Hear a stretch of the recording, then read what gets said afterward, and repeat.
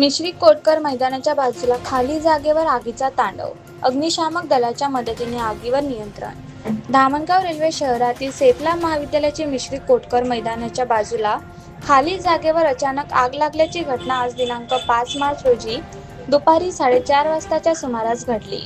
उन्हाचा पारा पाहता क्षणातच आगीने रौद्ररूप धारण केल्याने एकच खळबळ उडाली होती. दरम्यान सदर घटनेची माहिती स्थानिकांच्या मदतीने नगर परिषद येथील अग्निशामक दलाला माहिती देण्यात आली असता तातडीने अग्निशामक दलाची गाडी घटनास्थळी दाखल झाली. यावेळी अग्निशामक दलाचे लीडिंग फायरमॅन सचिन कटारमल यांच्या मार्गदर्शनात सतीश उईके, प्रशांत रोकडे, हेमंत कापसे यांच्या तत्परतेने आगीवर नियंत्रण मिळविण्यात आले.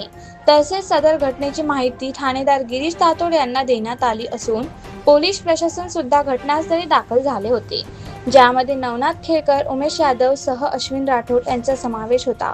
सुदैवाने कोणती जीवितहानी घडली नसून लागलेल्या आगीमध्ये मैदानाच्या बाजूला असलेली 3 मोठी निंबाची झाडे मोठ्या प्रमाणात जळाली आहे. नेमकी आग कशामुळे लागली याचे कारण अद्याप समजू शकले नसून अचानक लागलेल्या आगीमुळे परिसरात काही काळ गोंधळाचे वातावरण निर्माण झाले होते. मात्र प्रशासनाच्या तत्परतेने काही वेळातच आगीवर नियंत्रण मिळवले. दरम्यान आग नेमकी कशामुळे लागली याबाबत संबंधित यंत्रणांकडून पुढील तपास सुरू आहे.